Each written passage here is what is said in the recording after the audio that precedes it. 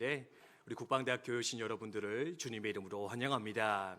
하나님께서 예배하신 사랑과 은혜가 충만히 부어지는 복된 이 시간 되기를 주님의 이름으로 축원드립니다. 우리 양옆에 있는 분들과 인사 한번 나눠볼까요? 사랑합니다. 축복합니다. 네, 오늘도 참 잘 오셨습니다. 한 번 더 인사하겠습니다. 잘 오셨습니다. 네, 감사합니다. 아주 오래전 미국에서 있었던 일이라고 합니다. 결혼에 2번이나 실패했던 여인이 있었는데요. 이 여인은 2번째 남편에게 신체적 학대까지 당하면서 마음과 몸이 크게 상처 입은 그런 여인이었습니다. 그런 그녀가 마지막 희망을 걸고 다시 결혼을 선택했지만 3번째 남편마저도 언어폭력으로서 이 여인을 괴롭게 하였고요.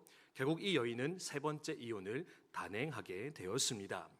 3번째 이혼을 할 당시 그녀에게 아들 하나가 있었는데요, 13살의 나이였다고 합니다. 이 아들에게 이 여인은요, 끊임없이 강조하며 가르친 것이 있는데, 그것이 뭐냐? 첫 번째, 사람은 아무도 믿지 마라. 2번째, 사람은 그 어떤 사람도 사랑하지 마라. 심지어 어머니에 대한 애정 표현조차도 하지 못하도록 가로막으며 철저히 사랑으로부터 배제된 인생, 감정으로부터 배제된 인생으로 그 아이를 길러내기 시작했다라고 합니다. 그런 아들 어떻게 자라났겠습니까? 이 아들 지능은 뛰어났는데요, 모든 상황 속에서 적대적이고 공격적인 성향을 보이기 시작했다라고 합니다. 학교에서는 친구들과 패싸움 하다가 퇴학을 당했고요, 그 이후로 해병대에 입대하였지만 그 공격적인 성향을 극복하지 못해서 결국에는 불명예 전역을 하게 되었습니다. 전역한 이후에 유럽으로 가서 알 수 없는 여인을 데리고 와 결혼 생활 시작하는데요, 그 결혼 생활 또한 그 아들도 결국 순탄하지는 못했다라고 합니다. 무능한 남편, 돈 벌어 오지 않는 남편, 그런 남편을 그 아내는 끊임없이 구박하기 시작했고요. 어느 날 저녁 이 아들, 이 남편은 그 아내와 크게 다툰 이후에 집을 뛰어나가게 되었다고 합니다. 밤새도록 술을 마시고 새벽녘 집으로 돌아옵니다. 그리고요, 자신의 아내에게 무릎을 꿇고 자신의 주머니에 있었던 $78 꺼내놓으면서 애원하기 시작합니다. 여보, 내가 잘못했어. 이것은 당신을 위해 내가 준비한 것인데 이 돈으로 당신이 원하는 것을 샀으면 좋겠어. 그런데 이미 아내는요, 화가 날 대로, 이미 지칠 대로 지친 상황이었기 때문에 그 $78를 바닥으로 집어 던지면서 집을 나가라고, 나는 당신을 사랑하지 않겠다, 엄포를 놓았다라고 합니다. 그 말을 들었던 이 남자, 이 남편, 그 아들 어떻게 했느냐? 자신의 비밀 창고에 있던 소총 하나를 꺼내서 최근에 취직했던 서점의 그 창고 꼭대기로 올라가게 되었습니다. 그리고 밤이 새도록 그곳에서 기다리고 있었고요. 그리고 다음 날 정오가 되었을 때 미국에서 꽤나 유명한 한 사람이 지나가는 그 퍼레이드 현장에서 그 소총의 방아쇠를 당기게 되었다고 합니다. 1963년 11월 22일, 바로 미국의 최고 권력자였던 케네디 대통령이 바로 이 남자의 희생양이 되었던 것입니다. 물론 케네디 대통령에 대한 여러 가지 설들이 있습니다. 근데요, 가장 유력한 설 중에 하나가 바로 이 오스왈드라고 하는 이 남성의 이야기인데요, 한 미국의 정신의학자는 이 사건을 놓고 이렇게 평가를 내렸다고 합니다. 가정의 비극이 우리 사회의 가장 커다란 비극을 초래한 셈이다. 이것은 사랑받지 못한 어머니와 그리고 사랑받지 못한 아들이 저지른 역사적 비극이었다, 그렇게 평가 내렸다고 합니다. 여러분 어떻습니까? 우리는 지난주부터 가정의 달 5월을 맞이하여서 어떻게 하면 가정을 아름답게 하나님 기뻐하신 뜻대로 세워나갈 수 있을까 함께 고민하며 생각하고 있습니다. 세상에서 가장 고귀하고 가치 있는 것을 품은 곳, 그것이 바로 우리의 가정이 되어야 하는데, 현실은 어떠한가? 우리의 삶의 가장 큰 불행과 아픔이 출발되어지는 곳, 그것이 바로 우리네 가정이지 않을까 돌아보며 생각하게 된다는 겁니다. 기독교적으로 말하자면 하나님의 나라, 천국이 드러나야 할 곳이 우리의 가정이어야 됩니다. 그런데요, 우리의 가정이 어떻습니까? 지옥의 실체가 드러나는 곳, 온갖 죄악과 상처가 드러나는 것, 그것이 바로 어쩌면 우리가 살아가는 가정의 모습이지 않을까 돌아보며 생각하게 된다는 겁니다. 그래서요, 오늘은 지난주에 이어서 예수님조차도 우리의 가정을 너무나 소중하게 여기셨는데 가족 사랑의 본을 보여주셨고 우리의 가정이 회복되기를 소망하며 명령하셨는데, 그러면 하나님이 기뻐하시는 그 가정으로 세워가기 위해서, 회복해가기 위해서 우리 가운데 필요한 것은 무엇일까? 세상의 방법도 있을 것이고 내 기준도 있을 수 있겠지만, 하나님께서 애초에 설계해 두셨던 하나님이 보시기에 아름다운 가정의 모습은 어떠한 것인가?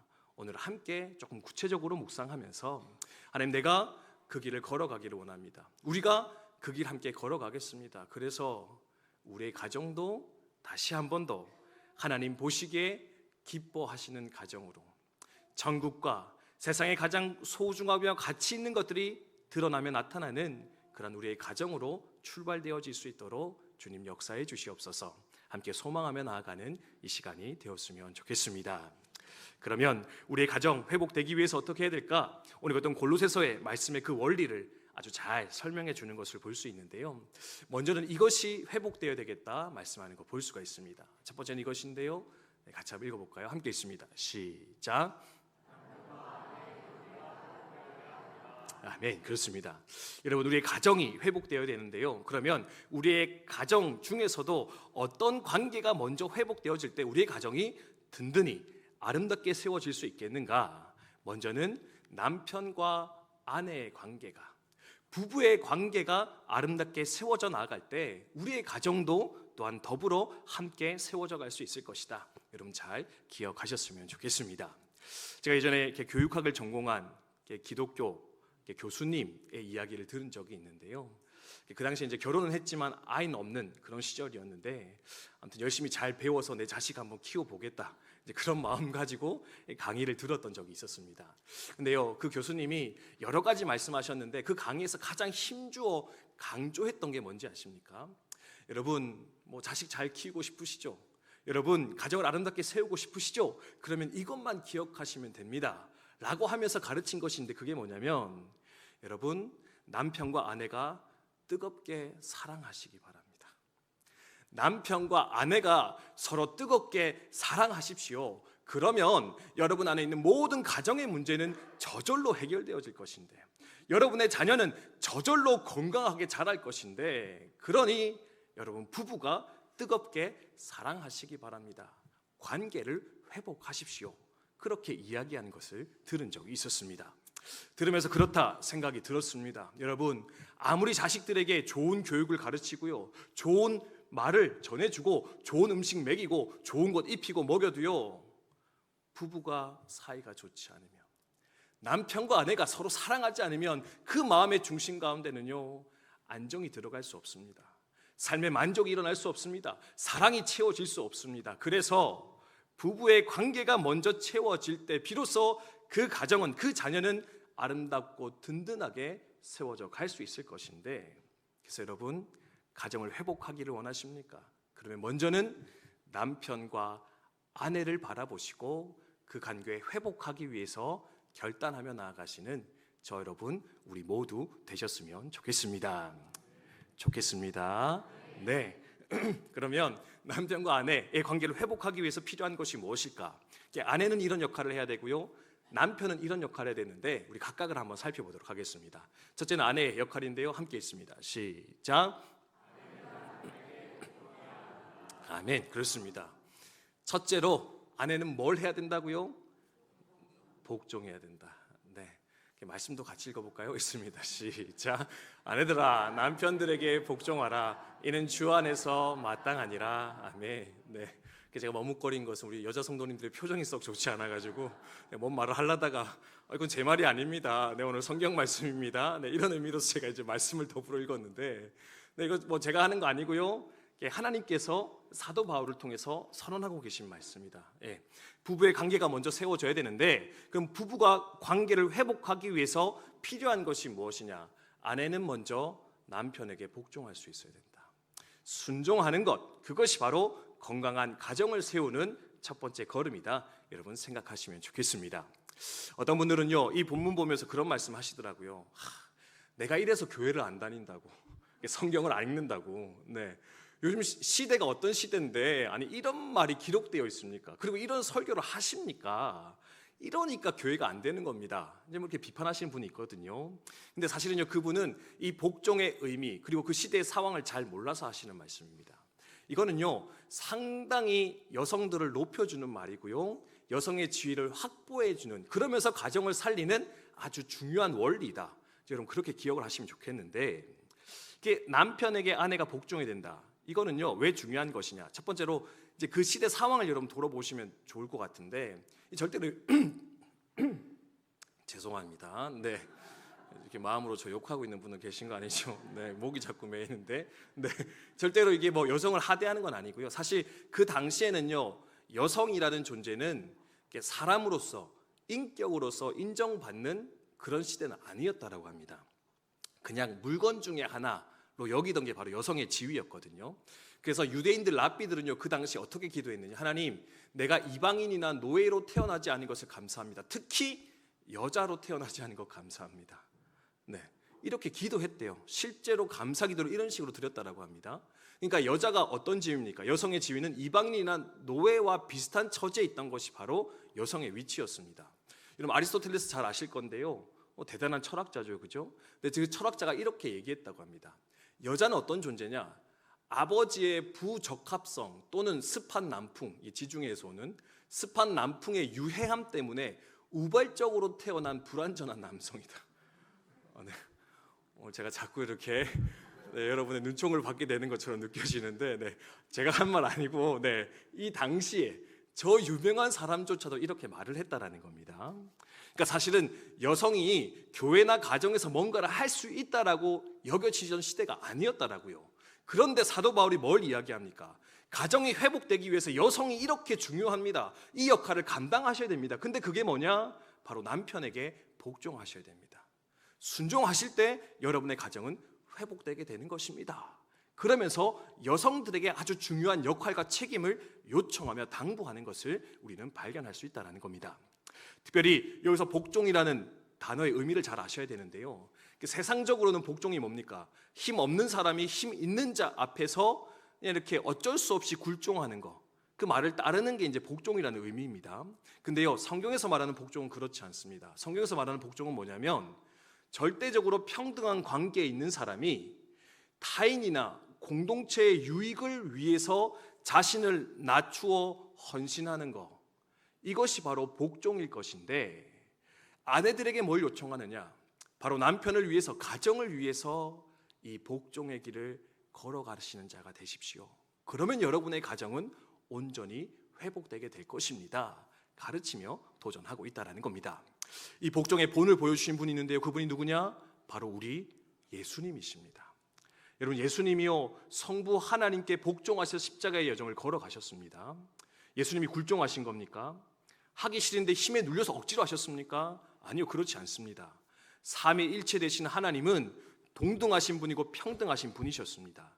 하지만 성자 예수님께서는 우리를 구원하시기 위해서, 이 땅에 교회를 세우시기 위해서, 이 땅에 고통받는 자들을 회복시키기 위해서 기꺼이 성부 하나님의 뜻에 복종하여 죽기까지 순종하셨는데, 사도 바울은 그 예수님의 순종, 복종을 기억하면서 아내들에게 요청하는 겁니다. 여러분, 남편들이 영 시원찮을 때도 있고 말도 안 되는 소리를 할 때도 있고, 그리고 뭔가 열불나게 만드는 상황을 만들어서 나를 괴롭게 할지라도 남편에게 복종하십시오. 왜 그러느냐? 가정의 질서를 세우기 위해서. 하나님은 질서의 하나님이신데, 그리고 그 질서의 하나님이 우리의 남편을 이 가정의 리더로, 가장으로 세워주셨다면 기꺼이 아내된 자로서 어떻게 되느냐? 남편의 권위를 인정하며 그를 세울 수 있어야 됩니다. 그래야 가정의 질서가 세워지고, 그 질서 아래 자라난 자녀들이 어떻게 되어지느냐? 방탕한 것이 아니라, 무절제한 것이 아니라 마땅히 지켜야 될 것들을 지키며 권위를 인정하며 하나님을 섬기며 옳은 길을 걸어가는 아름다운 가정의 모습으로 세워지게 될 것인데, 그러니 여러분, 남편에게 복종하여서 가정의 질서와 그 가정의 아름다움을 든든히 세워가는 중요한 주체자가 되십시오. 중요한 역할자가 되어 주십시오. 우리 가운데 요청하고 있다라는 겁니다. 사랑하는 우리 여자 성도님들, 우리 아내된 여러분, 남편에게 복종함으로 여러분의 가정을 아름답게 세워나가시는 주님의 은혜가 충만하게 일어나기를 주님의 이름으로 축원드립니다. 축원드립니다. 네, 여러분, 제가 앞에서 이렇게 설교하면서 여러분의 얼굴을 다 보고 있거든요. 상황이 되게 재밌는 것 같습니다. 우리 남편분들은 되게 표정이 여유로우십니다. 그래, 맞아, 내가 그랬잖아, 성경에도 써 있는데 왜 복종을 안 하냐고. 네, 우리 이제 여사 성도님들 표정은 많이 어두우신데 이러면 이제 스위치 됩니다. 네, 우리 남편분들 긴장하셔야 됩니다. 자, 이제 여자분들이 이렇게 하셔야 되고요, 아내가 이렇게 해야 되고, 이제 남편은 어떻게 되느냐, 이렇게 하라 말합니다. 읽어볼까요? 같이 읽습니다. 시작. 자, 우리 남편분 한 번 더 크게 읽습니다. 시작. 남편은 아내를 사랑해야 합니다. 아, 네. 이게 뭐야? 아내한테는 복종하라 해놓고 남편한테는 사랑하라고? 뭐 당연한 거 아니냐? 네, 여러분, 당연한 거 아닙니다. 우리 말씀 같이 읽을 텐데요, 골로새서의 말씀을 읽고 이어서 에베소서의 말씀을 또 읽도록 하겠습니다. 한번 읽습니다. 시작. 남편들아, 아내를 사랑하며 괴롭게 하지 말라. 남편들아, 아내 사랑하기를 그리스도께서 교회를 사랑하시고 그 교회를 위하여 자신을 주심같이 하라. 아멘. 아내가 남편에게 복종합니다. 남편의 권위를 세워주고요, 가정의 질서를 세웁니다. 그러면 마땅히 이 사랑과 존경을 받은 남편은 아내에게 어떻게 해야 되느냐? 아내를 진심으로 사랑하셔야 됩니다. 근데 그 사랑의 정도가 어느 정도이냐? 에베소서에서는 사도 바울이 이렇게 이야기하는데, 예수님이 교회를 사랑하신 것처럼, 예수님이 교회를 하신 것처럼 여러분들은 당신의 아내를 사랑하며 돌볼 수 있어야 됩니다. 그것이 바로 하나님의 뜻이며 명령입니다. 가르치고 있다라는 겁니다. 여러분, 예수님이 교회를 어떻게 사랑하셨습니까? 예수님 우리 성도를 어떻게 사랑하셨습니까? 할렐루야, 그렇죠? 네, 약간 대답하기 싫어하시는 것 같은데 남편분들, 네, 눈 감고 여유롭게 하시다가 이제 또 우리 차례 되니까 긴장이 많이 되시죠, 그렇죠? 네, 어떻게 사랑했냐면 죽기까지 사랑하셨잖아요, 그렇죠? 우리 구원하시기 위해서, 교회 살리기 위해서 자신의 모든 것을 바치시며 견디시며 우리를 사랑하셨는데, 그러면 남편들이 아내를 어떻게 사랑해야 되느냐? 내 목숨을 바쳐서라도, 내 목숨을 다하여서라도 내 아내를 사랑하며 돌볼 수 있는 것, 그것이 바로 남편의 책임이며 또한 가정을 든든히 세워가는 하나님의 원리일 것인데, 또한 그것을 잘 이루며 살아갈 수 있게 되기를 주님의 이름으로 축원드립니다. 세 가지 부탁드립니다. 첫 번째는요, 여러분, 영적인 책임을 다하십시오. 여러분, 가장으로 부름받으셨는데요, 영적인 가장입니다. 네, 이제 더 이상 아내한테 영적인 책임을 맡기지 마십시오. 네, 아내의 신앙에 붙어 가시는 우리 남편분들 많이 계시죠, 그렇죠? 네, 뭐 그렇게도 와주시니까 감사하긴 한데요, 그것 가지고 끝까지 핑계 대면서 책임을 전가하지 않으셨으면 좋겠습니다. 가장이시라 복종하라 했거든요. 그럼 가정의 책임을 다해야 되는데 어떻게 되느냐? 영적인 책임을, 내가 이 가정의 영적 제사장으로 부름받았다 생각하시면서 이제는 가정을 위해서 기도하시고요, 가정의 영적 회복을 위해서 애쓰고 몸부림쳐 살아가시는 우리 남편분들, 저와 여러분 되시기를 주님의 이름으로 축원드립니다. 두 번째로 육체적 책임을 다하시기를 바랍니다. 우리 교회는 또 이렇게 육아휴직까지 하면서 이렇게 자녀를 돌봐주시는 아주 모범적인 집사님들 계신데요. 네, 여러분, 육아는 여자 일이고 아내 일이고, 뭐 쓰레기 분리수거하고 설거지하는 거는 여자는 하는 일이지 남자가 어디 감히. 요즘은 그런 분 없으시죠, 그렇죠? 네, 그렇게 사시면 더 이상 안전할 수 없습니다. 네, 시대도 많이 바뀌었거든요. 네, 저도 오늘 이렇게 마치고 이렇게 서울 가면 이렇게 분리수거는 저의 담당이기 때문에 분리수거 다 해야 되고, 뭐 못하면 심지어 가지고 내려와서 버리기도 하고요. 네, 설거지 다 해놓고 이렇게 집안일 해야 됩니다. 네, 육체적 책임이 있습니다. 네, 힘들고 어려운 일, 특별히 연약한 여성이 할 수 없는 일에 대해서는요, 내가 해줄게, 선심 쓰듯이 하시는 게 아니고 당연히 내가 할 일이다, 여러분. 네, 내 할 일이다 생각하시고 육체적 역할도 책임을 다하실 수 있기를 바랍니다. 그리고 세 번째는 뭐냐? 정서적인 책임을 다하십시오. 여성은 남자보다 연약한 정서를 타고났습니다. 부드러운 정서를 타고났다라는 겁니다. 여기서도 보면은요, 오늘 본문에 괴롭게 하지 말라. 이게 뭐냐면은 마음을 망가뜨리지 말라 이런 말이거든요. 마음에 상처 주지 마라. 예. 남자는 사실 이게 좀 정서가 별로 이렇게 풍성하지 않습니다. 쉽게 상처받지 않습니다. 근데요, 여성분들은 내가 한마디 툭 뱉는 그 말에도 크게 상처받고 힘들어하고 그 삶이 무너져 내릴 수도 있다는 겁니다. 그러므로 여러분, 항상 아내의 그 정서의 상태를 먼저 돌아보시고요, 그 마음이 좋아질 수 있도록 항상 배려하시고 선한 말로써 위로하고 격려할 수 있는 그 책임을 다 할 수 있는 우리 남편분들 다 되시기를 주님의 이름으로 축원드립니다. 축원드립니다.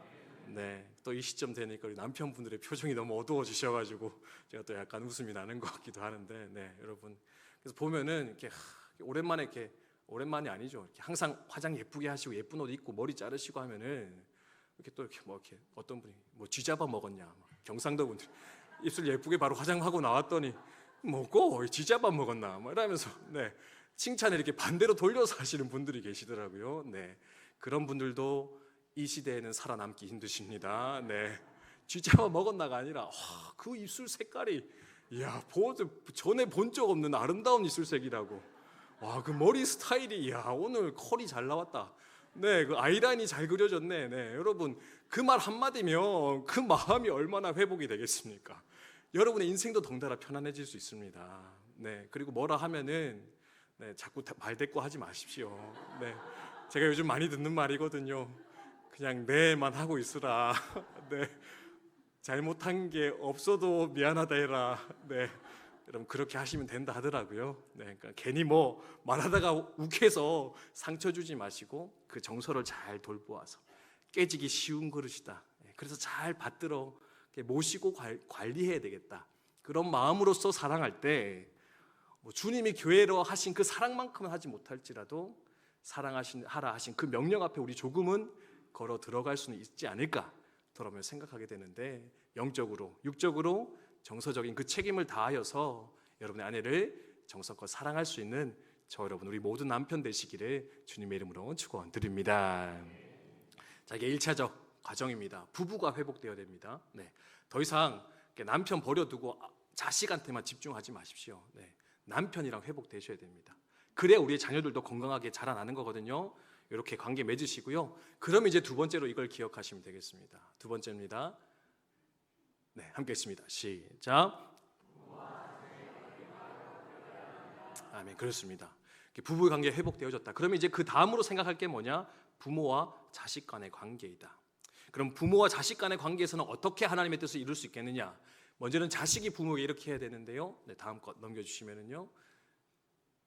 같이 읽습니다. 시작. 아멘. 그렇습니다. 자녀의 역할은 뭐냐? 부모에게 순종하십시오. 부모님의 말에 마땅히 복종하시기 바랍니다. 이것이 또한 하나님의 기뻐하시는 뜻이다. 여러분 기억하면 좋겠습니다. 20절 말씀인데요. 같이 읽습니다. 시작. 자녀들아, 모든 일에 부모에게 순종하라. 이는 주 안에서 기쁘게 하는 것이니라. 아멘. 좀 이따 말씀드리겠지만 부모는요, 하나님의 대리자로서 자녀에게 주신 존재들입니다. 그렇기 때문에 자녀들은 부모에게 어떻게 해야 되느냐? 하나님 섬기듯, 하나님께 순종하듯 그 말에 온전히 순복하며 복종하여 살아갈 때 그 관계가 아름답게 세워질 수 있겠다. 여러분 잘 기억을 하시면 좋겠습니다. 오늘 말씀에요, 부모에게 순종하면 누가 기쁘게 한다고요? 누가 기뻐하신다고요? 하나님이 기뻐하십니다. 네, 저희 수요 예배 때마다 10계명 보고 있는데요, 이웃 사랑의 첫 번째 계명이 뭐냐? 부모를 공경하라입니다.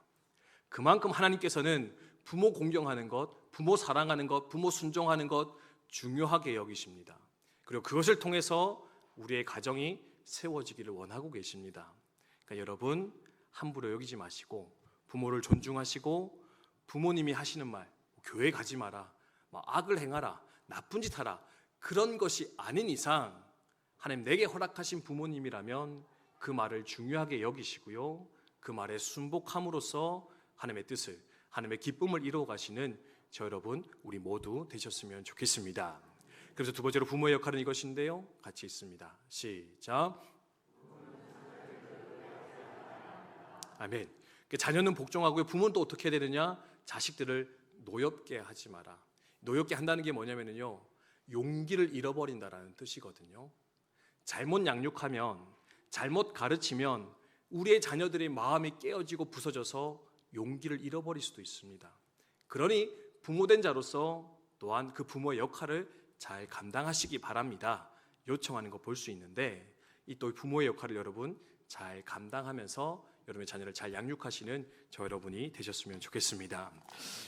자녀의 마음을 노엽게 만드는, 무너지게 만드는 경우가 세 가지 정도 있다고 그래요. 첫 번째는요, 지나치게 징계할 때 우리의 자녀들의 마음은 깨어지기 마련입니다. 지나치게 징계할 때 이게 어떤 경우냐, 뭐 하나를 잘못했으면 그 잘못한 만큼만 혼내야 되는데 그것보다 더 크게 혼내는 분들 계세요. 왜 그러느냐? 내 감정이 상하거든요. 내가 기분이 나쁘거든요. 또는 내 기준에 안 맞거든요. 그러니까 어떻게 하느냐? 그 아이가 잘못한 것보다 훨씬 더 많은 화를 가지고 그 아이를 집요하게 괴롭히며 혼내는 분이 계십니다. 그런 분이 있다면 여러분 그거 멈추시기 바랍니다. 그러다 여러분의 자녀의 마음이 깨어질 수 있습니다. 낙심할 수 있습니다. 있는 만큼만 징계하시기를 바랍니다. 두 번째는 부모가 이중적인 모습을 보일 때 자녀의 마음은 무너진다라고 합니다. 야, 교회 가서 예배 열심히 드려 했는데 부모님이 교회를 안 간다든지 교회 가서 예배를 정성껏 안 드리는 모습을 봤어요. 네, 그럼 어떻게 되느냐? 내 부모는 왜 말과 행동이 다르지? 또는 사랑하라라고 막 오늘 이제 집에 가서 그래 우리가 서로 사랑하자. 너는 자식이니까 내게 순종하고 나는 부모니까 너를 낙심치 않게 할게. 하나님 말씀으로 막 가르치는데 갑자기 좀 지나서 또 불같은 화를 막 내면서 이 잘못한 것보다 더 많은 징계를 내리는 부모의 모습 보면 자녀의 마음이 깨어질 수 있습니다. 이중적인 모습 위험하니까요. 여러분 그것을 멈추시기를 바랍니다. 세 번째로는요, 무관심할 때, 사랑을 주지 않을 때 자녀의 마음 무너진다라고 합니다. 여러분 아무리 바빠도요, 여러분의 자녀라면 관심 가지시고 사랑해 주시기를 바랍니다. 사랑하지 않다가 한 번씩 나타나가지고 아버지들 요즘 뭐 공부는 잘하고 있니?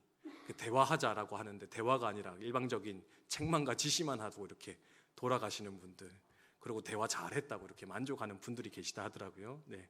그래서 아버지가 대화는 다 했는데 자식은 언제 대화했냐고 욕만 했지, 핀잔만 주셨지 언제 대화하셨느냐 불만을 터뜨린 아들의 이야기를 들은 적이 있는데, 항상 관심 가지고 사랑하시기 바랍니다.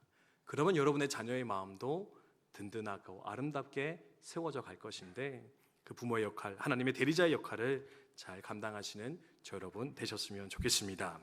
그래서 세 번째로 이것을 마지막 기억하시면 좋겠는데요, 같이 읽도록 하겠습니다. 다음이고요. 세 번째, 셋째 여시면 됩니다. 없나요? 이거 다음 없을까요? 죄송합니다. 네. 그러면은 제가 세 번째 말씀드리겠습니다. 뭐냐면 주보에 나와 있는데 하나님의 은혜를 사모하시기 바랍니다. 은혜를 구하시는 저 여러분 되셨으면 좋겠습니다. 사실 오늘 길게 말씀드렸거든요.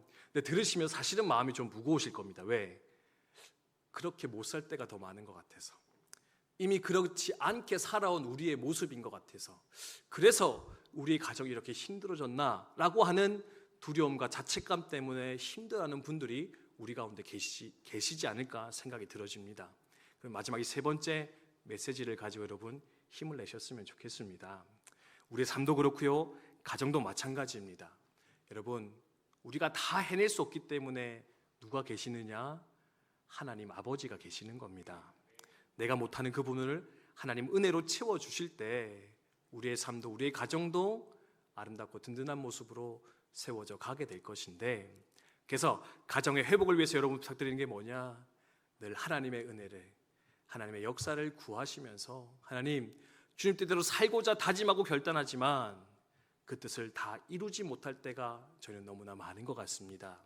그 어그러진 부분, 채우지 못하는 부분은 하나님이 은혜로 채워주셔서, 사랑으로 채워주셔서 우리의 가정이 지옥의 형상을 드러내는 곳이 아니라 하나님의 나라 천국의 형상을 드러내는 그런 곳 되었으면 좋겠습니다.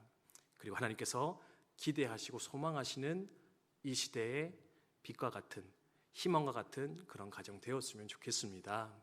이 가정의 달에 그 길을 함께 걸어가는 우리 모두 되시기를 주님의 이름으로 축원드립니다. 주신 말씀 기억하면서 함께 찬송하고요, 우리 기도하도록 하겠습니다.